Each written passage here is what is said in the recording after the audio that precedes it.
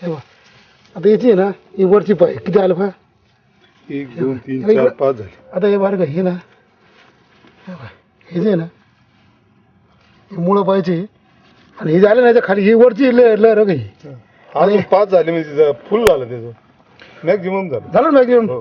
आणि याच्या खाली असणार आहे अजून. म्हणजे आता एका बटाट्याचं एक झाड बरं का हा हा हा आणि त्याच्यात 2 खापा.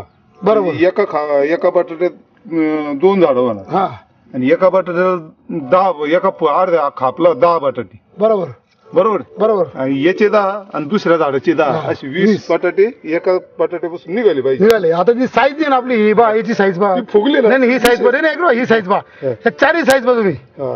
साईज देण्याची तुमची सारखी आहे ना. एक हा हा बरं ना आपण हे करतो आपण म्हणतो खरंच हो.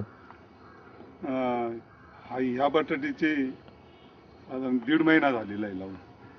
याला सुरुवातीला आम्ही 15 दिवसांनी उतरल्यानंतर प्लॅन्ट ग्रो याची ट्रीटमेंट केलेली आणि आता हा प्लॉट साधारण 1.5 महिन्याचा झालेला आहे आणि याची आताची पोझिशन पाहिली तर माझ्या पहिल्या प्लॉटपेक्षा आणि ह्या प्लॉटमध्ये थोडी तफावत दिसते. त्याचा बटाटा एकसारखा नाही आणि याची जी बटाट्याची साईज आहे ही एकसारखी.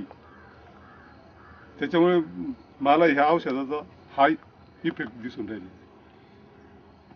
आणि बाकीचं जर बघितलं तर प्लॉटवर काही कीड वगैरे याचा अटॅक कमी दिसतो.